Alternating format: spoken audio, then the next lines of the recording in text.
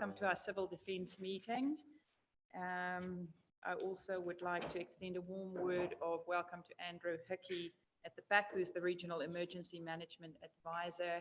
Andrew, welcome to our place, and you'll talk to us later. And you also have a colleague arriving a little bit later, so we look forward to catching up with both of you later during our meeting. Apologies. I have an apology from Councillor Wharehinga.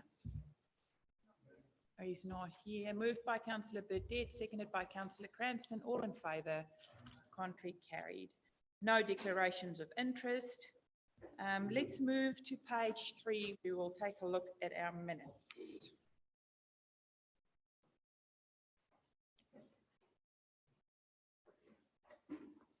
Anyone have any comments or questions? Councillor Dowsing.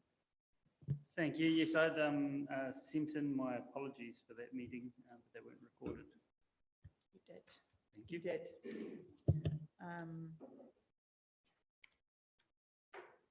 Coral, if we can add that, he did send it to me. I might have forgotten to convey it on the day.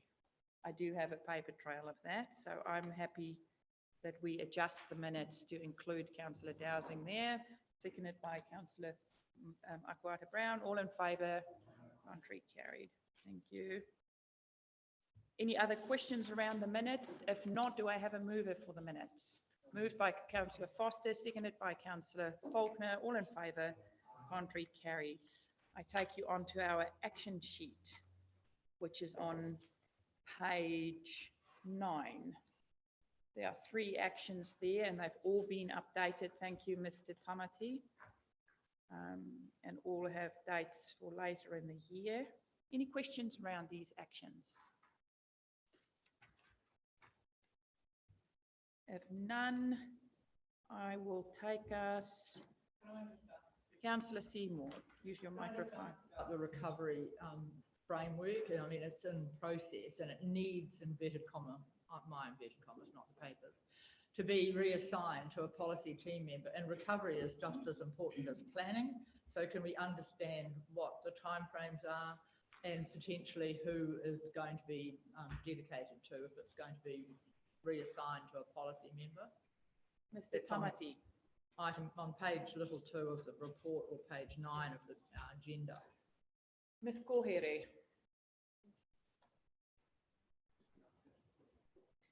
Yeah, the timing of the recovery plan is in line with the that was completed. We don't have the details yet, but they have been in previous meetings, the time frames. Well, it would be report through you, Madam Chair. Surely it can be reported in a box then, if it actually does have a time frame set to it. And I'm sorry, through your worship. So that action was, you may recall, we did adopt the recovery plan. It was subject to some of the amendments that needed to be made, and there were some changes that needed to be flowed through to that. This action is about reassigning it to the new person to complete that. So it went from Yvette Kinsella, who was managing that process, and now it needs to be reassigned to, I believe it's Yannick. And will be the policy advisor.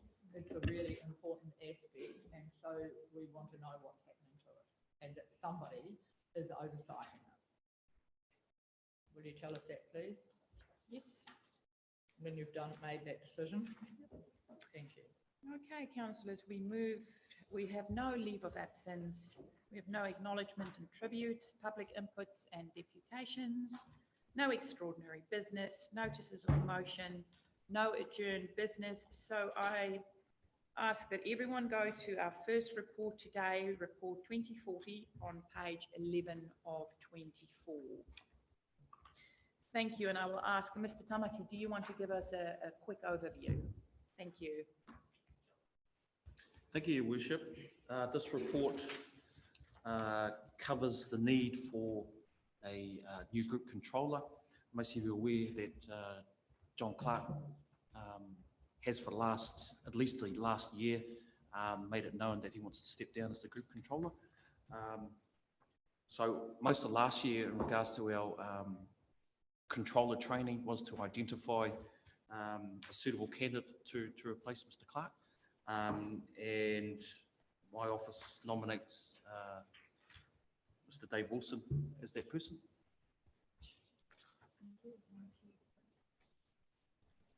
And but as part of the process, it gets approval from the coordinating executive group in order to recommend to the Civil Defence Emergency Management Group. So they already considered that a month ago, and well, not quite a month ago, and have agreed and recommended that to this group.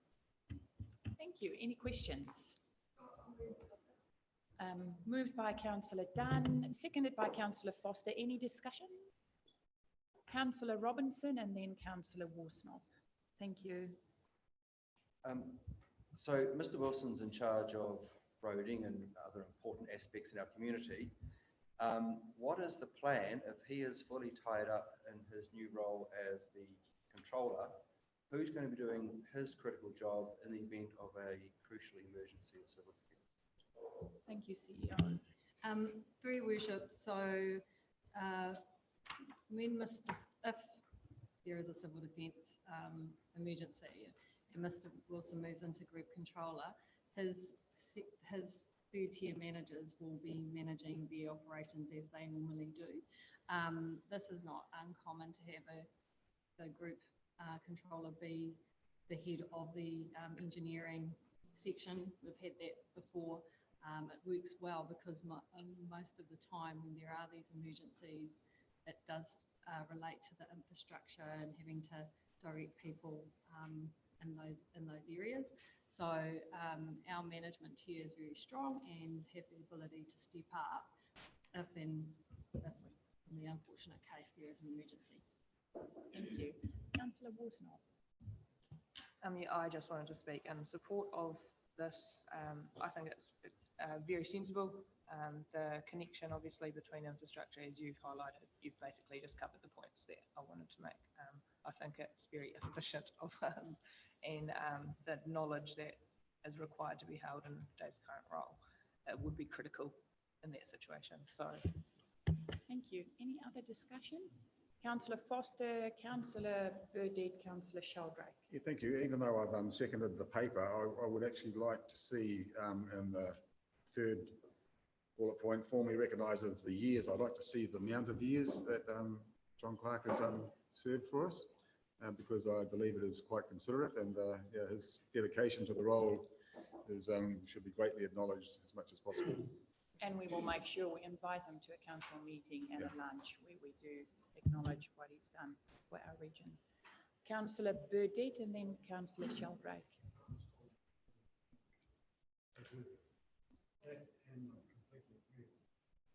Microphone. Thank you. Councillor Sheldrake. Thank you. I take it this position is sort of being looked at as apart from working for council. So if Mr. Wilson was in time to leave council, this appointment would carry on? Through the chair, yes, that's correct. The appointment does carry on. Okay. And supplementary to that, I see Mr. Beatty here. I believe he lives in Wairoa. So, you know, to have an emergency in Gisborne, he's got a fair old trip to get to Gisborne. Is that sort of all being considered in the mix? And through your worship, yes, that has been, and as he is an alternate controller, as we had a list of other alternate controllers to be able to take the shift to cover the risk of that. Councillor Seymour. Thank you. I have expressed my concern previously last year when this was first being developed at the appointment of internal people to both of those positions. I said it then and I'll say it again for consistency. As has already been queried, Mr. Clark would have been doing it, I can't say exactly how many years, but he did the work for the Cook County and Cyclone Bowler, which we know is 30 years ago and was one of the significantly affected families themselves. I think it is absolutely critical that we know that we've got people who are able, and this is no disrespect to either Mr. Wilson or Mr. Beatty, that we know we've got people in the community. And I'm just concerned at the trend that we have in civil defence, because it has worked well in the past with external people being available. And I understand there's potentially movement to bring all of those positions within civil defence in this time of emergency in-house. So we've used others for press material very competently just as required, middle of the night, through the night, whatever, and recovery. So I am not happy about the fact that we've hauled all this back inside and have taken away from the community the opportunity for them to fill a very important role in our community. They understand our community well, and these two gentlemen certainly do for the moment, but most of us know that people come and go, and generally the community are the ones that generally are here for the long haul. So I can't support those item 1 and 2. Thanks. Let's respond, and then Councillor Faulkner, thank you. So for the benefit of the elected members that have joined the table, and we went through a review around our civil defence emergency management function and looked at what was happening nationally and what was good practice, and part of that was about the over-reliance that the function had on external parties, and that the practice across our civil defence neighbours is that they are staffed by council personnel. It's not, we actually had a model which was quite different to the norm. I just want to be clear though that our function isn't about saving the community. It is actually about coordinating the resources necessary and the information necessary so that the community can manage their own response. So we provide the platform to enable that to happen. And through our coordinating executive group, that is where our collaboration happens with health and FENS and community links and iwi partners and relationships. So it's not an exclusive shop, it's the coordinating mechanism that we are required to carry out as a council as per the Civil Defence Emergency Management Act. Thank you, Councillor Faulkner. Thank you, Your Worship. I would also like to speak in support of the recommendations. I think it's really important that we have people in these roles who understand, as Councillor Worsnop highlighted, both the infrastructure but equally the networks involved in managing a natural disaster should it strike us. I think in both of these gentlemen we have those attributes. But equally, what you don't see here is a significant amount of work that's been done behind the scenes to create the framework that frees these two gentlemen up to do their job, bearing in mind that no one person can go 24 hours, 7 days a week when a natural disaster strikes, but equally allows the community to really manage their area of expertise, be it rural, be it urban, be it wastewater, be it whatever. So I would like to speak in support of this recommendation. Thank you. Thank you. Anyone else have a comment or want to speak? If not, I will ask that you raise your hands because we do that when we appoint people. So I have recommendations on page 12. They were moved by Councillor Dunn and seconded by Councillor Foster.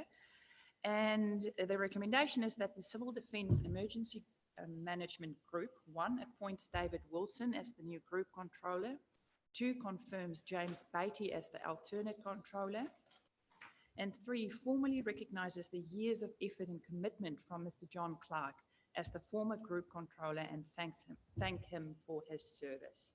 All in favour, hands up. Coral, it is everyone bar Councillor Seymour. Against, Councillor Seymour. Carried. Thank you, everyone.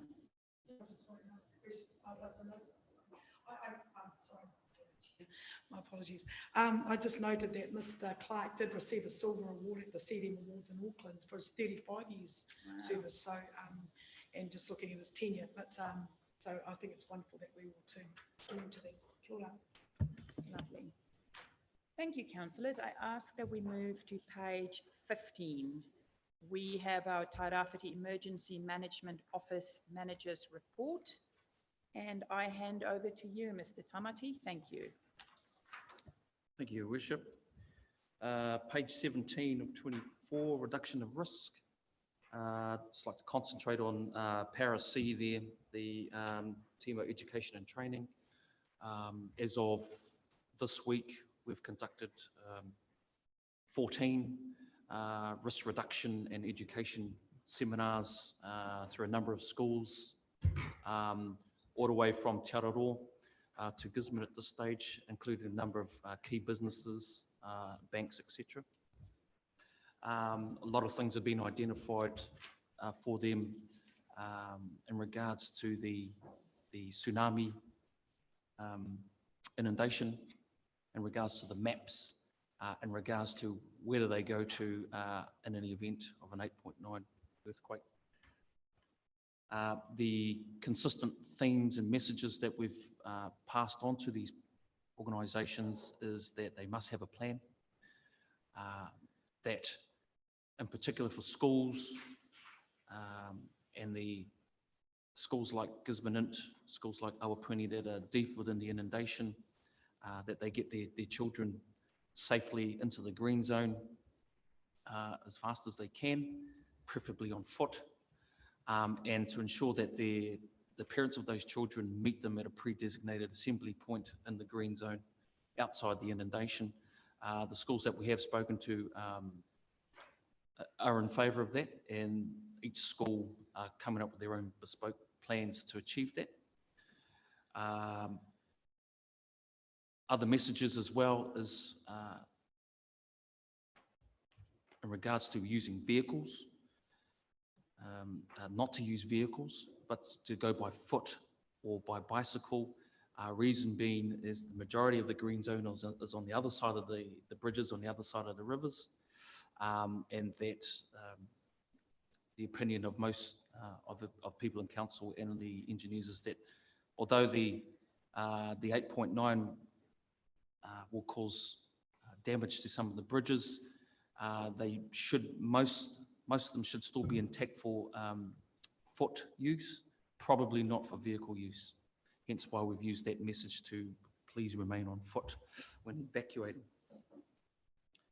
Moving on to the readiness portion, down to subpara E, Project Vista,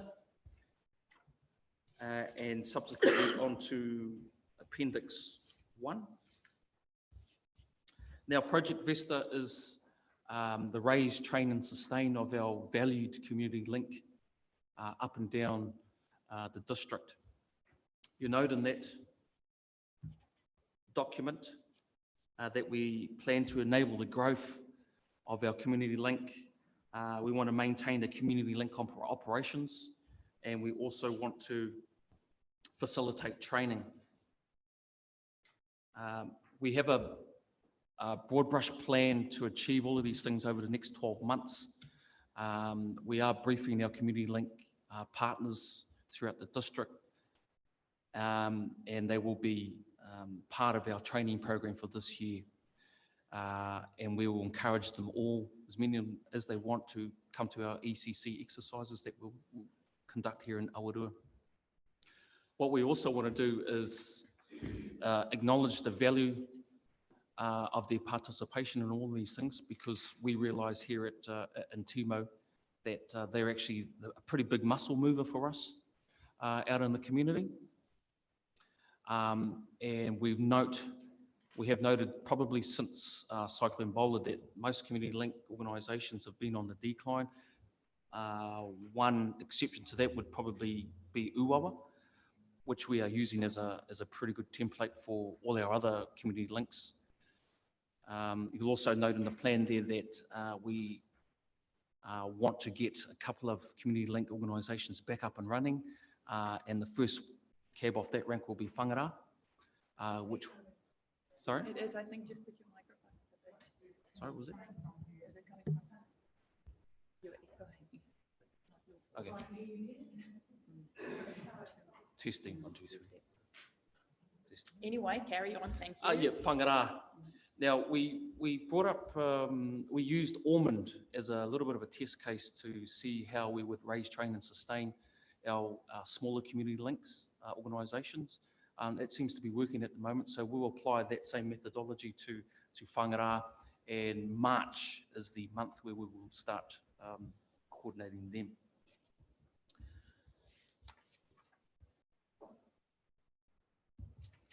Right. Moving on to the response phase. Project Jupiter. Project Jupiter is the scoping of a permanent ECC for our organisation. Most of you are aware that our ECC is a temporary basis at the moment. We collapse, well, we don't collapse, but we established the chambers as a temporary ECC, and we work from there. It's quite an onerous task, and there's plenty of risk to it. So at the moment, council staff members are looking at for a temporary place outside the inundation, with the vision of 2 to 3 years actually having a permanent position outside the inundation. It's our intent in the next 12 months to hopefully have some sort of temporary ECC outside of this premise, preferably outside the inundation. We'll come back with our next report on the next KEG and the next seating group to let you know where we are with that. In regards to recovery, as most of you are aware, we went through the recovery plan back in December. There's a mountain of work to be achieved through that. The majority of that is in the prelim phase before any event, and been consulting with our recovery manager who's actually James Beatty, and we're trying to identify the priorities through that so we can start working and ticking away some of the prelim tasks that are involved in that. That's all I have really about the thing. Oh, okay. Front of mind for many people in the district and around the world at this stage is the pandemic that started in China. Between our office, TMO office, and the DHB, we have started a little bit of business in regards to that. If I go through the 4Rs framework, DHB and TMO have identified some risks around the quarantine facilities at this stage. They do have 4 rooms at the hospital, but we're not too sure if that's going to be enough. So between DHB and us, we're trying to identify some other facilities outside of the hospital to achieve quarantine. Now, one thing about that, we're not looking for wholesale quarantine of hundreds or thousands of people.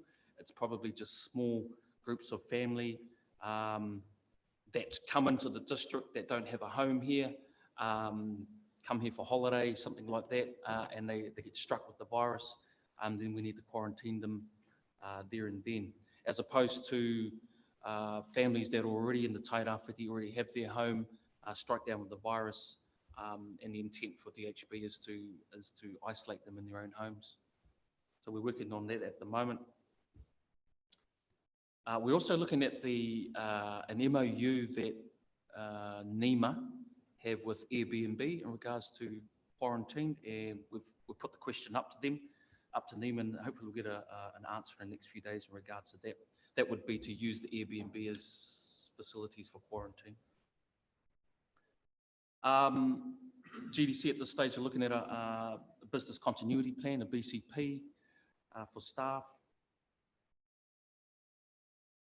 And at this stage, DHB have one community-based assessment centre located at the Alzheimer's Centre at the hospital. In regards to the readiness phase of the pandemic, we've shared our pandemic SOP with them. Now, our SOP is just a basic guide, follow the bouncing ball, actions, recommended actions in regards to the response, should there be a response. Now, our SOP is based on a legacy document that we've had here for quite some time, but it's been updated as of last year and follows the principles of the Ministry of Health Pandemic Plan 2017. So we've shared that with the MOH, and between DHB and us, we're going through that. Now,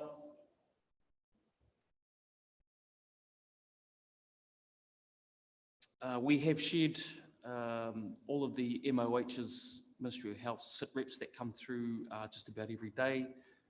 We've formulated a distribution list within council here to people that need to know or want to know.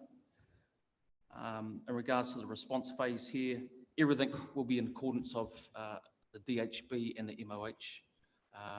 We're not likely to take the lead of any pandemic that hits New Zealand. DHB are reasonably confident that we would not reach the threshold of a declared emergency, where Seeding Group would have to take the lead and start coordinating things at that level. They're reasonably confident it will remain underneath the threshold of declaration, and they will have the firm lead of anything that happens. However, in regards to the SOP and the Pandemic Plan 2017, Seeding Group would be required to be a supporting element to their lead. And in the spirit of the plan, we're actually doing that at the moment between TMO and DHB. We are supporting them with a few things.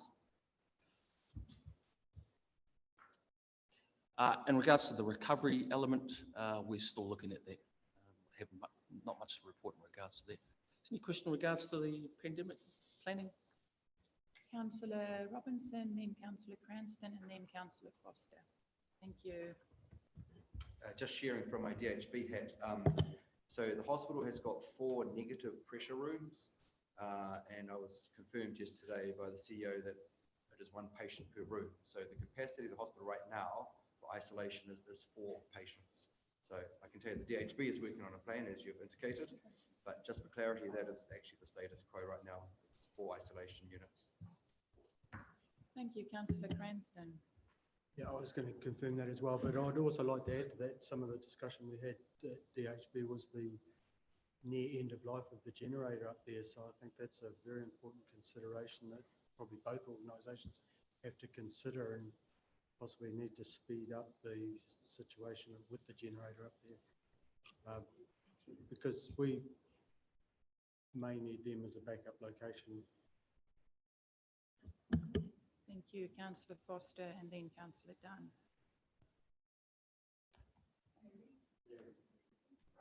Did you not put your hand up? Don't scratch your nose. Councillor Dunn, thank you. Yes, thank you for that. I never actually connected coronavirus with council responsibility, so you've really opened my eyes in that area. There's some really good information in here. Thank you, all the different projects. My question is, the financial budget bit kind of freaks me out where it says Project Jupiter will require a significant budget. I'm guessing we are going to be scoping other possible existing facilities first before we say, oh no, we've got to go and build a whole new civil defence. I'm guessing that's our plan. Please say yes. Mr. Wilson. Oh, sorry. I'll pass over to Mr. Wilson, but we've already sent a formal letter to FENS in terms of looking at collaborating with them. There is a period of time, though, however, which I understand that it will take for them to find an alternative site. And in the meantime, Mr. Wilson has been working around what we can do, so he might be able to Mr. Wilson, information thank there. you.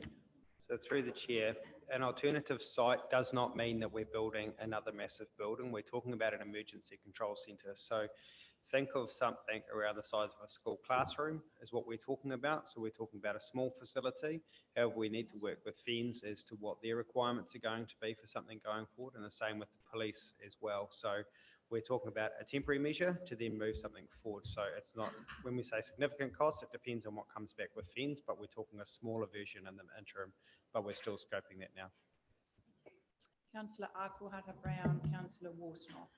Thank you, Madam Chair. I was just thinking about this Project Jupiter space, and we have a suburb that is technically quite a sound safe space. Pui Kaiti is that kind of a sounding out space to go to, be it the Kaiti Mall. I know that from time to time offices that are available of sorts, but I was just thinking, are we looking at that kind of consideration? Could that be one? And a movable, because I know a lot of school classrooms, currently there's some schools that have some prefabs just sitting.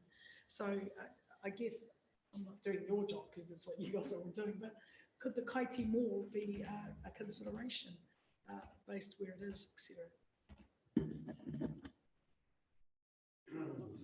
Through the chair, one of the things that's driving where our option will be is our radio connection. So our radio antenna does actually dictate whereabouts we would be going. We want to stay within our current radio frequencies and our line of sight to the current aerials that we have. If we move too far from those, then there's very significant cost that comes in around relocating of the radio signals and the towers. So we're working through where that needs to be, but we also want to work with our emergency response partners to make sure that we're close to them as well. Thank you. Councillor Warsnop, then Councillor Seymour. Thank you. So I had a couple of notes on these papers. The first was, there's obviously been some new science released regarding the faults that sit off our coast. And it's a bit unfortunate, I think, that they've come out very, very soon after we've basically put an awful lot of work into modelling our inundation zones. What is our capacity, I suppose, to adapt what we've got, and is it able to be responsive enough to emerging knowledge? I guess that's my question. It's important that our community isn't confused by stuff that does come out. I know I found it a little bit kind of alarming, going, oh crap, to what extent are we now right? So that was my first question. The second question was around the community links, and I noticed that there are whangara, Muriwai and Manutuki. How have we determined those three, and are the likes of Tikaraka, Paratahi, you know, what happens for the rest of them? Thank you. Thank you. Mr. Tamati. Thank you, Worship. Whangara, Muriwai, Manutuki. Okay. I forgot to answer about Tikaraka. Yeah, the Waikohu have a strong community link organisation at the moment, led by Mr. Ian Smith out there, and they train and get together on a regular basis. So they're probably not one of my biggest concerns at this stage, because they're quite well organised. In regards to whangara, because their threat is a tsunami right on their front doorstep there, we decided that would be one of the priorities to get their community link up and running. There's a couple of people there in whangara have had made good positive noises that they want to get back up and running, which is really good for us. So that's half our job done. Once people already there want to do it, we will help to facilitate their organisation. In regards to Muriwai and Manutuki, pretty much have been in hiatus for the last couple of decades, I think. So we really want to get them back up and running. And if you see on the inundation maps, the latest ones in the yellow zone, they are quite threatened as well. So basically, we really want to get our all our organisations linked up, joined, back into growth mode, and helping their community. Sorry, supplementary to that. So am I clear in understanding that the links are largely in response to tsunami inundation rather than any emergency, for example, flooding or the things that we would possibly have more commonly? We've taken the philosophy that if we raise, train and sustain for the worst case scenario, which in this case is the inundation to the yellow zone, then every other event underneath that in severity will be not easily, it's not the right word, but will be handled accordingly. Through your worship, just in terms of the response to the science question, and Dr. Kay was well across this particular area and with the GNS update, which is really saying, as far as I understand it, and he'll be able to speak to it, is that we have less of a warning than what we initially thought we would have in terms of time to evacuate. So it doesn't impact, as far as I'm aware, the modelling that we've had. It does in terms of the time we may have thought to move. So we can, if you want some more information, once Murray was supposed to carry out quite an in-depth review of that for us to bring that back in front of council, just a discussion, but he's well across the slides and not me. No, it was more, my question was, do we have the capacity to incorporate the new information into what we're doing? Thank you, you've answered that. Councillor Seymour. Thank you, Madam Chair. My question went back to the issue of the premise, and I think I recall from the conversations we'd had previously that all parties will be participating in the cost of the premise. It's not just a GDC cost for the benefit of those who made some concerns. Is that? That was my understanding as well. And we went into a combined. Once we set up an off-site, it'll be for the use of all the agencies that participate in it. They'll all meet some of the cost. Yep. Thanks. Okay, anyone We'll put else them in a want a classroom. question? Councillor Faulkner, we'll come to you later. We just want to make sure everyone gets a speaking term and then we'll come back. Councillor Faulkner. Thank you, Your Worship. Just one question, and it follows on from the issue that Councillor Seymour raised earlier around where we're at with the recovery advisor. And I appreciate that money doesn't grow on trees, but it's probably a wee bit light on detail just in this particular report, even for me. Could you just give us a bit of a steer on where you're at with that, please?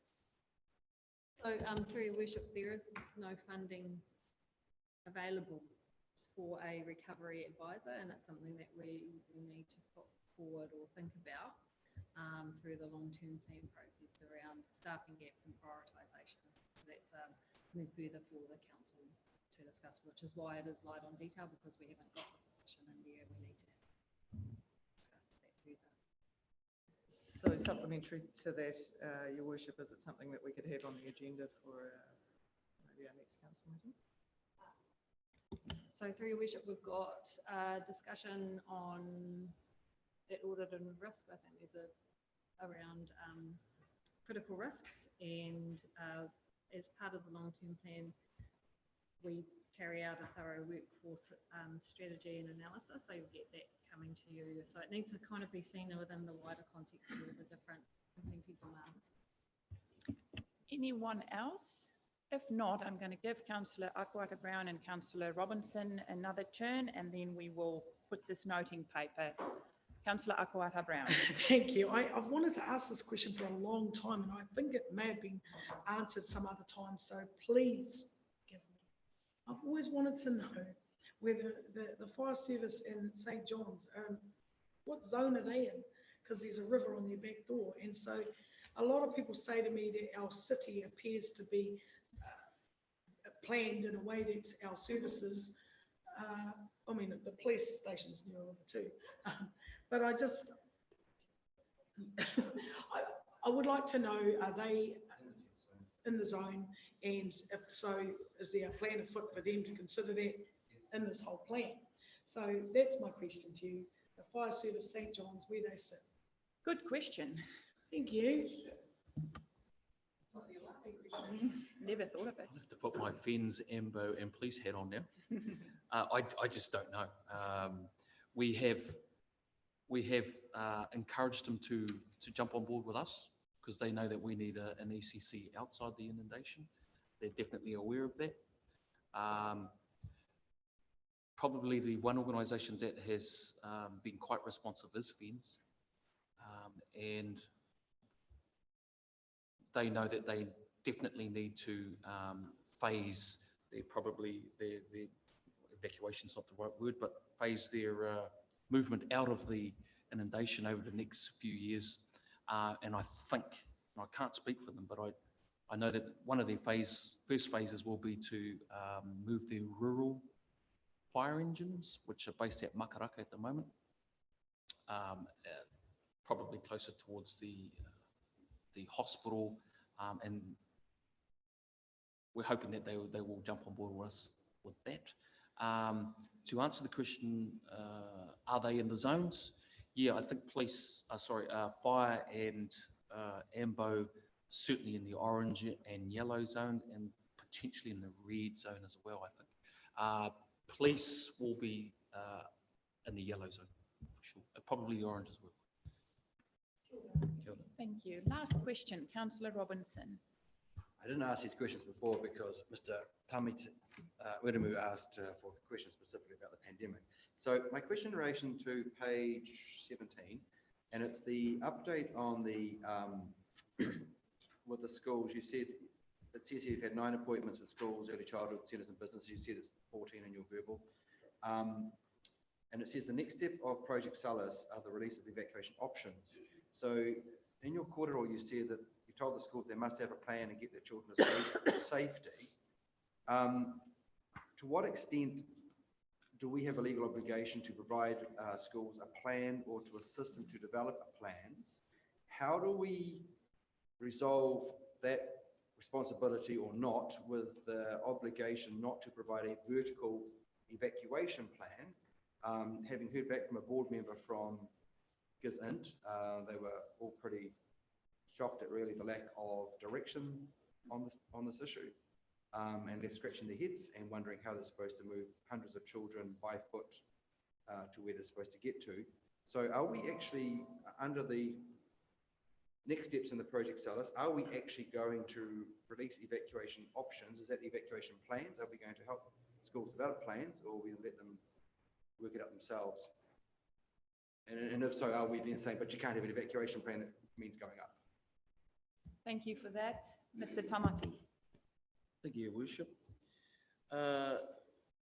Gisborne, we have gone to Gisborne. Only spoke to the assistant principal, however, and he was tasked to pass all the information on. In regards to vertical evacuation, I've been told informally that MOE, Ministry of Education, are looking at those options for schools. To answer your question about obligation legally, I don't think, I'm 90% sure that council are not obligated to give evacuation options to anyone, but I understand it's probably best practice to give suggestions and options, and that's what we're doing at the moment. In regards to the evacuation options and maps, we are ready to go with the release of those. They've been approved by or endorsed by KEG. We do have the evacuation options and maps here today for your perusal. We are looking at maybe this Friday or potentially Monday with the release of those maps and our communications plan that goes hand in hand with the evacuation maps. Hopefully that answers your question. Thank you. Yes, so it kind of does. I really want to make sure that we don't have a legal obligation. The reason I raise this is if you've got the national body saying, hey, you cannot provide vertical evacuation options, then that kind of implies there's a statutory power around that. So I really want to make sure we're fully cognizant of that, that we're not hitting our mark. Through your worship, the Civil Defence Emergency Management Group is required to take steps necessary to make available material and information and any other resources.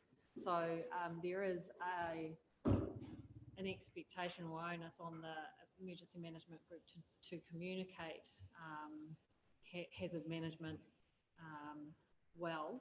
So it depends in terms of the detail that you go down to the evacuation planning, and specifically saying that this is what you must do and these are the routes that you must take is probably where we're not going to go to. But we will provide the schools and community with those evacuation options and communicate that widely, so in order to deliver on our legal obligation there. Thank you. Last question, Councillor Seymour, and then we're going to move this paper. Thanks, Madam Chair. I'm happy to move the paper if you don't Thank have to move it already.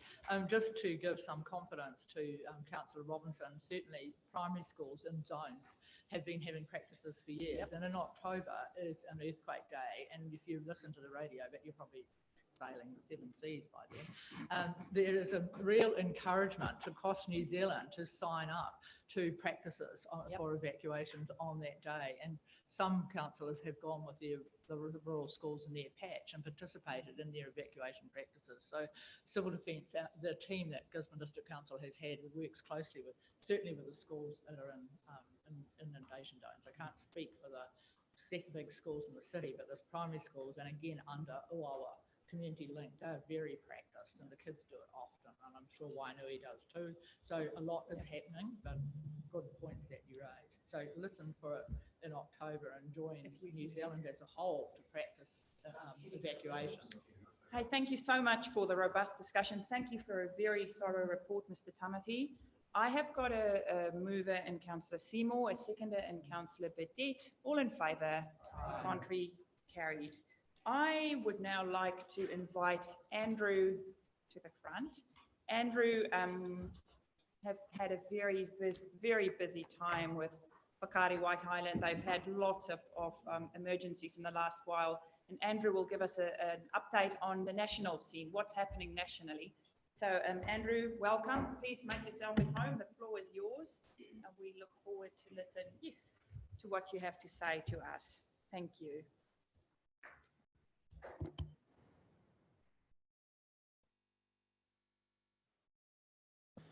Tēnā koutou, nā hoa mā.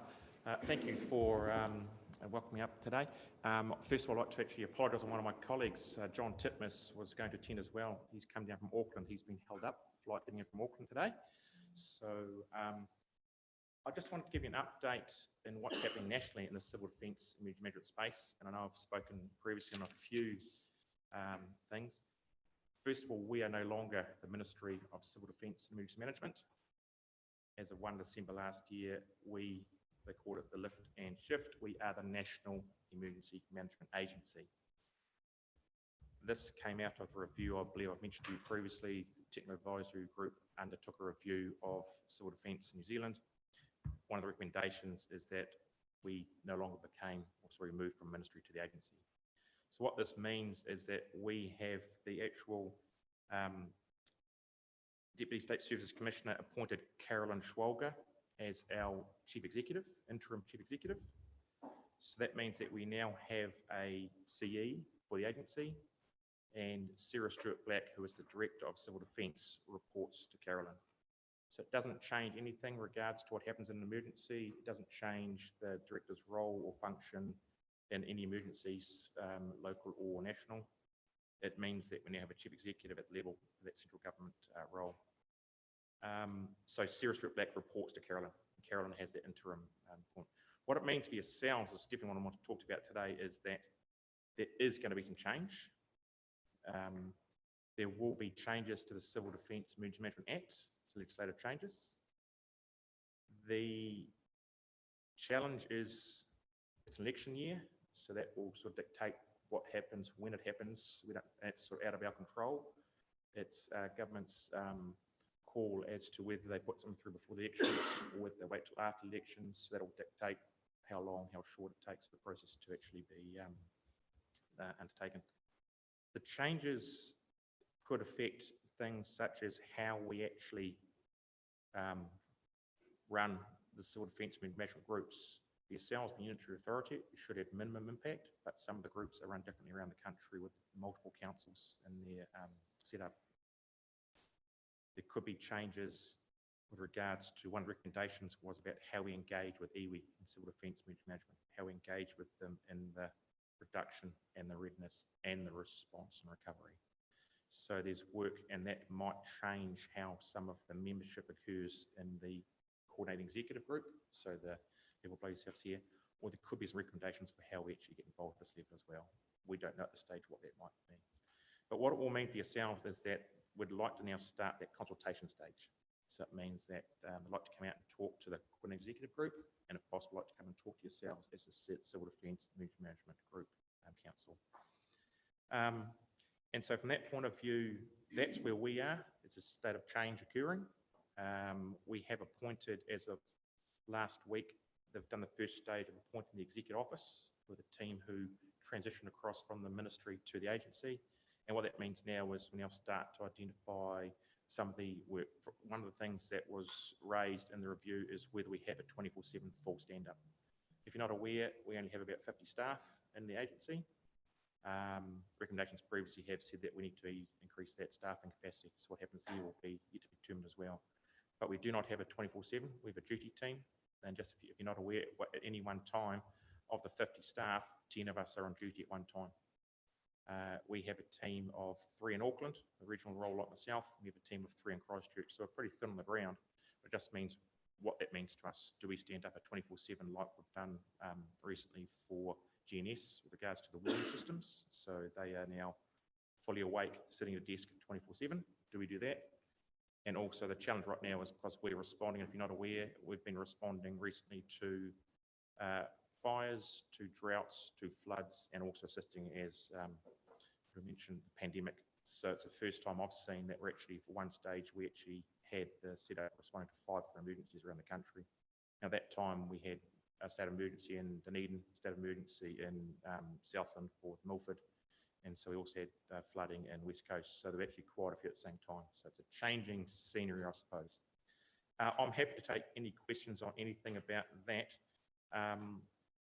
But just before I do, there's one other thing I just mentioned to you is that I think I mentioned to you before, and it's been raised about the emergency management assistance teams. So just for information, the second cohort of these trained people are actually in the second week of the 2-week course right now. The good thing about it, in my opinion, is that you've got people from the local authorities, from fire, from St. John, from we've had people from MSD, TPK, Department of Conservation. It's multi-agency, and these are people who are trained to a high level and if need be can be deployed to assist. So they've already had, I think it's 3 deployments of teams of 2 or 3, helped on the West Coast, went down to Gore recently, and I think I've missed one. But they're the teams who can actually come in and assist if need be. They don't come in to actually take over, they come in to work with as required. So they work with David as your group controller and work with Watermove for what resources you might need to support your response. So that's the second stage of the second course there. That means we've got about 40 trained at that level. And the last thing you've talked about, I just want to update you about is we have actually recently put out a recovery director's guideline. It's a big document, but it's how we actually then plan for recovery, undertake recovery, and continue to be involved in recovery right through to the next stages. So happy to take any questions or answer anything you might have there. Thank you. Andrew. Councillor Burdett, use your microphone, please. Interestingly enough, you said you had to talk to Iwi. I just wondered exactly what that meant because in my view, Mr. Tamati locally has done a very good job in terms of getting his community teams together, doing the training. So where are you going with this? With the training side? No, sorry? with talking to Iwi. Iwi, sorry. It's now, right now, I think it's fair to say it's very variable around the country. The challenge is that some of the civil defence management groups have multiple iwi to engage with. And if I can give you a good example of where, my opinion, I thought it worked very well, was Nelson Teton fires last year. Iwi had identified who would represent them in the readiness stage to attend meetings, and those same 3 attended in the Emergency Coordination Centre in the response. It was very good. So they had 3 representatives, and interestingly, one came from police, one came from Department of Conservation, and one of, I think it might have even been TPK. They had selected their reps. It's not us reps asking who it's, or not us telling, it's us asking who should be. The challenge for yourselves, I think we've got 4 iwi here, is how they represent, but if some have 11, some have 20 plus. How do we ensure we have the right representation? How do we ensure the right people? So to answer your question, right now, there's still work being done. I don't think we have the answer right now, and one size will not fit all, I suppose is one way of saying it. The other thing also there is what level of engagement do they want? Where do they want to be involved? So do they want to be involved in the actual planning? They should be, in my opinion. What level of engagement do they want to have, and how do we then ensure that's done? Does that answer your question? I hope it does. In a sense, it does. I just, when you mentioned you had to talk to Iwi, I just don't want to see things replicated because, as I emphasised, Mr. Tamati's done a very good job in the wider community, which is predominantly Maori. Yes. You don't want someone else coming over the top. Yep. It's fair to say that a couple of responses we've had in the last few years, there's been engagement from the civil defence management teams with the iwi and have been engaging with the wrong people. And Kaikoura was an example. You've probably seen some of the outcomes there. And so lessons from there are we talking to the right people? So very good question. And through your worship, I can add that. So in our coordinating executive group, we have places and invited our 4 iwi CEGMs to attend, and they do send along someone. Not us. Councillor Akuata-Brown, and then Councillor Seymour, and then Councillor Foster. Thank you, Madam Chair. I recognise in the review they obviously noted that bureaucracy perhaps and political input, you needed your autonomy to outwork this. But in finding NEMA, is everybody aware of that change as far as locating this new established autonomous group? Because I often find when new groups, have had a review to establish a new framework, who knows how widely spread is the knowledge of that? I mean, I Google. So finding NEMA, is that out into the kind of the all-knowing world in the now, because it was December? So is the question what's actually going to change in that space, or what's the actual involvement from outside? Is that what you're saying there? Sorry. Well, I'm just very aware sometimes when a change happens, how quickly do people know that it's become this autonomous agency as per the managed space it was under their previous name or acronym. So are we doing a better job to inform people of that change so everyone's aware of it? A very good question. That's why we're trying to now do that engagement with yourselves and the various groups doing presentations. There's also a team out there, and it's not only actually informing there's been a change, it's also now consulting what should we do going forward, how can we make improvements. So we came in previously and asked that here in Tairāwhiti what was working well from your point of view, what was not working so well. So taking that on board for how we make those changes to incorporate going forward. So to answer your question, there's the consultation, there's my role as well, talking to yourselves today, and similar around the country. With regards to the public less so, more because the public more associate with yourselves as the Civil Defence Emergency Management Group in their region. It's more that national and then central government agencies and the fire, etc., who are involved and also have been consulted at central government level about how it changes. So less at this level, more at the actual high level. Thank you. Councillor Seymour. Thank you. It's an administrative question, and if you're an agency and you're not a ministry, are you going to be appointed accountable to a board, or who are you accountable to? So we still have a minister, first of all, so we still have the Minister of Civil Defence. So from that point of view, that's not going to change. Right. It means that we have our own, not much else has changed, except we now have our Chief Executive. So knows the answer to the board from that point of view. We're still linked in as part of the Department for Commerce and Cabinet, but it means we're now actually not under, we're actually alongside. So our CE now is beside the CEO of the Department for Commerce and Cabinet. So it means that there's a change in that space, but not board space. Thank you. Thank you. Councillor Foster, and then Councillor Faulkner. Thank you. I was just wondering, does your agency have conversation with Surf Lifesaving New Zealand with the nationwide emergency management strategy? I mean, are they involved with any with any of the decision making or part of the agency, part of the the recovery, or any part of it actually? I suppose it's fair to say that all of those agencies, not just Surf Lifesaving, Coast Guard, all those agencies are involved in any way. Are involved. Discussions regionally will occur here, but nationally they do occur as well. So there are representatives. There's a couple of things and how it works. One is there's discussions for what they call a National Welfare Coordination Group. Any agencies that might assist in response to the welfare space, they have regular meetings. But then there's also discussions like there are with the Fire and St John and the Minister of Health at the national level. But most of the regional discussions are occurring at this level, and then it's fed up too. But yes is the answer. Yeah. Not at this level here in Tairāwhiti, but at the national level, yes, there are. Yeah. Thank you. Then I've got Councillor Faulkner. Thank you, Your Worship. I keep coming back to recovery. 6 successful recovery is the result of prior planning. And we've already heard that we have financial constraints placed on us around having somebody working solely in that space. With NEMA now having done a lot of work at a national level, admittedly, is it possible at all to draw on an executive summary of that work in order for us here, and Whittimer in particular and his team, to be able to cut the cloth to fit us? Is that work progressed enough at a national level that we can draw on that? The recent publication of the Recovery Director's Guidelines would be the first way to start to assist, because that's everything from the planning for, understanding what recovery is, planning for, and then taking it during recovery. So that would be one way to help. I think it's also fair to say that recovery is still one of the core cousins of the 4 Rs in emergency management. Having said that, all of the civil defence emergency management groups are aware that they need to step up, and there is a requirement to plan for strategic recovery in 2016, which you did as well, planning process. It's in your civil defence group plan.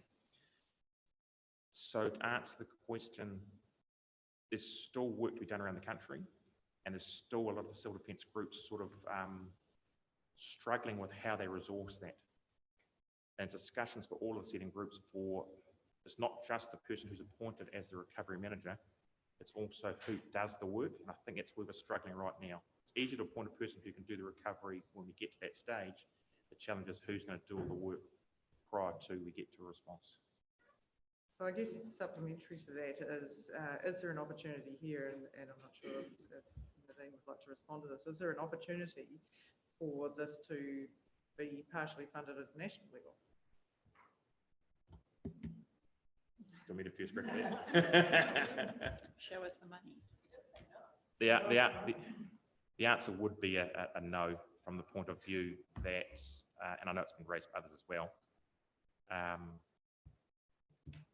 we struggled to get enough stuff ourselves to start with. The answer would be a no, just from the point of view, the way the structure is working currently for civil defence management in New Zealand. You can always ask, but I think the answer would still be the same there. Do you want to add anything to that at all?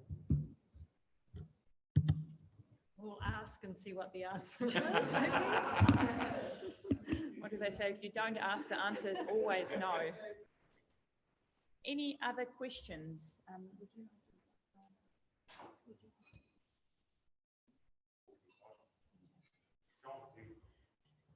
John, would you like to come up and introduce yourself, since you just got in? Kia ora, John. Welcome to our place. Please come to the front.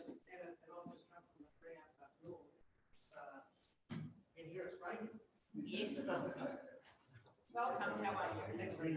Just having a few brief seat. So if you can, John Titmus is our regional coordinator for our development units in the National Emergency Management Agency. So John's part of our team in Auckland, and we have a team of currently it's 8, normally 10 regional staff, of which I am one, who are based in Auckland, Wellington, and Christchurch. So the reason why John's up here, for John today, is we try and get around to, so you can put a face to who we are, because we're the people who might actually be deployed to support and response on behalf of the National Emergency Management Agency, but also we're the people who attend the meetings on behalf of the director to actually coordinate executive groups in these meetings to actually represent the director when she's not available to attend. So John has a team in Auckland, and John is now my direct line manager as well, a recent change that we've had. So there's normally 10 of us, there's currently 8 with the Microsoft changes coming in. So I thought it was worthwhile for John to come and put a face to a name, and also, correct me if I'm wrong, John, but I might have been telling cookies, but I think you were involved helping to respond Cyclone Bowler. Am I correct? Cyclone Bowler, hence I went to a place where I thought the council was and I wasn't there. That's that long ago. Okay, thanks very much for having me here, and I'm here to support Andrew, not the other way around, and to support the CDM team. As Andrew, I'm sure, has alluded, we're a new agency now, so we're going to do things slightly differently to better support councils. I already know when I come through the door a very interesting question. So thanks for having me. Lovely. Well, thank you. Councillors, any more questions of John or Andrew? If not, I am going to ask that we move our public excluded minutes soon, but before we do that, we will break for a cup of tea. Then at 10:30, we are all going to come back for a webinar on leadership in crisis. So that's going to be approximately an hour. So get your popcorn ready and come back at 10:30. Grab a cup of tea. Anything else I forgot? Oh, yes, you want to do that.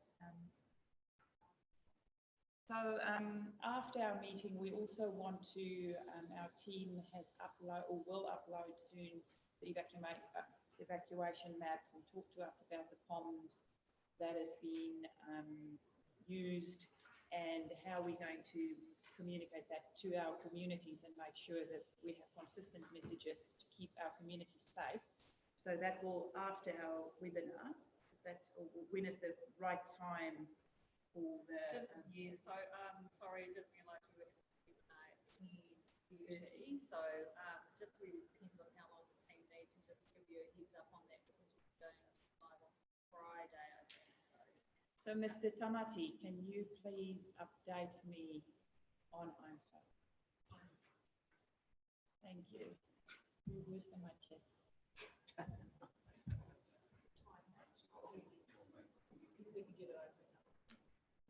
Are you going to talk now? All good. Perfect, thank you. Yes. Yes.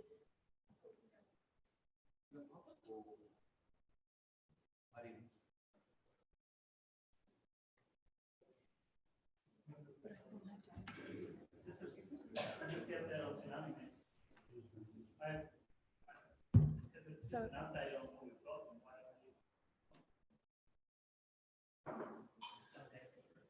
Yeah, well, it's not an update on the tsunami maps per se. It's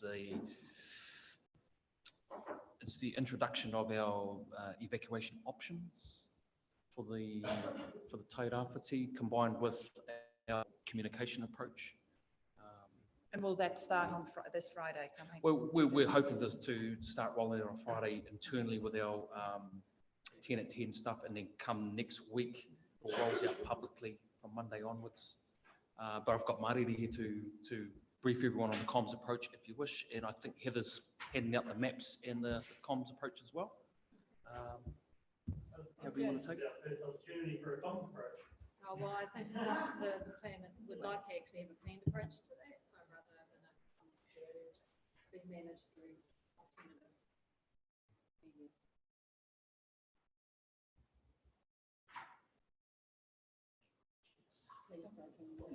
Oh, okay, so I'm going to close our meeting.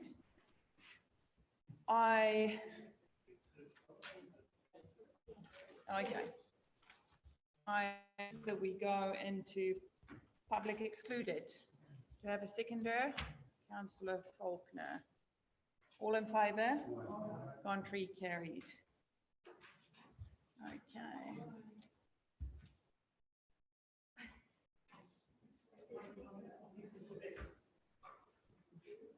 Just going to introduce Mariri Kuka.